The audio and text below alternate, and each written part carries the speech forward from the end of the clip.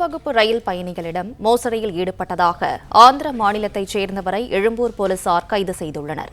இதுகுறித்த கூடுதல் விவரங்களை செய்தியாளர் வினோத் வழங்க கேட்கலாம். வினோத், வணக்கம். மேலும் விவரங்களை சொல்லுங்க.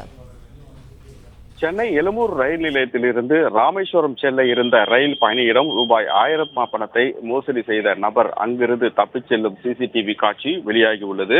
கடந்த 2 தினங்களுக்கு முன்பு சென்னை எழும்பூர் ரயில் நிலையத்தில் ராமேஸ்வரம் செல்வதற்காக இருந்த முன்பதிவு செய்யப்பட்டிருந்த பயணியிடம் பெட்டியில் அமர்ந்திருந்த நபரிடம் அங்கு வந்த நபர் ஒருவர் தான் உணவு ஆர்டர் செய்திருப்பதாகவும் அதற்குண்டான பணம் தன்னிடம் இல்லை எனவும் அதற்குண்டான பணத்தை தந்தால் கூகுள் பே மூலியமாக திருப்பி தருவதாக கூறி அவரிடம் இருந்து 1000 ரூபாயை வாங்கிக் கொண்டு அங்கிருந்து மற்றொரு வழியாக தப்பிச் சென்று பக்கத்து நடைமேடையில் இருக்கக்கூடிய ரயில் வீதி ஏறி மீண்டும் அங்கிருந்து தப்பிச் செல்லக்கூடிய நபர் தான் இந்த நபர் கைது செய்யப்பட்டிருக்கிறார்.